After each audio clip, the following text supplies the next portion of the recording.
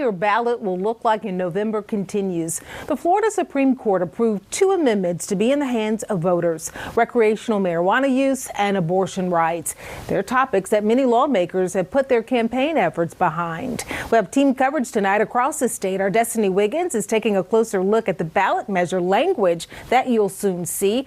And our Jason Delgado is looking at how this can tie into the elections overall this year. I want to begin first, though, with our political reporter, Jeff Allen, to understand exactly what this abortion amendment on the ballot means for the procedures here in the state.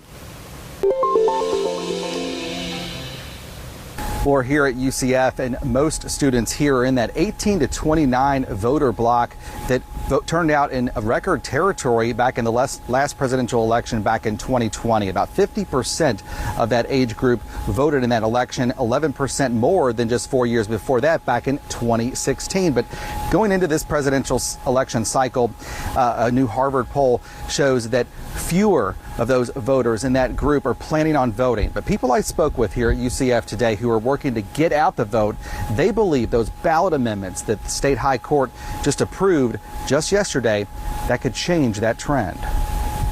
Roxane Peret says her job isn't to urge fellow UCF students how they should vote.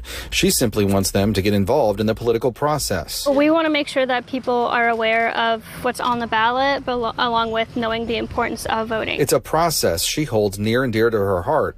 She grew up in France and just got the right to vote here in the U.S. in the last couple of years. I want to make sure that other people are registered to vote because I fought so hard to be able to register to vote. Peret volunteers with People Power for Florida. Hi, are you registered to vote? An organization that works to register voters.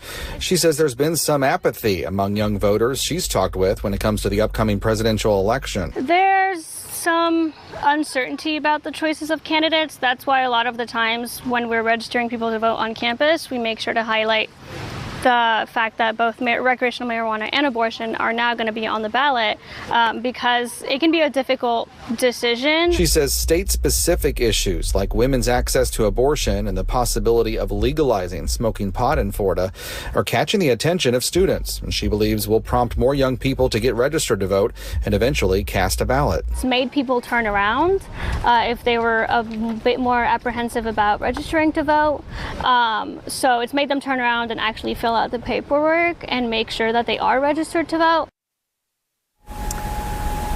And workers like Roxane there who are working to get more people registered to vote, they are hoping that younger voters who will come out on issues like potentially abortion and recreational marijuana will also research the candidates up and down on the ballots and also vote on them as well. Reporting live at UCF, Jeff Allen, Spectrum.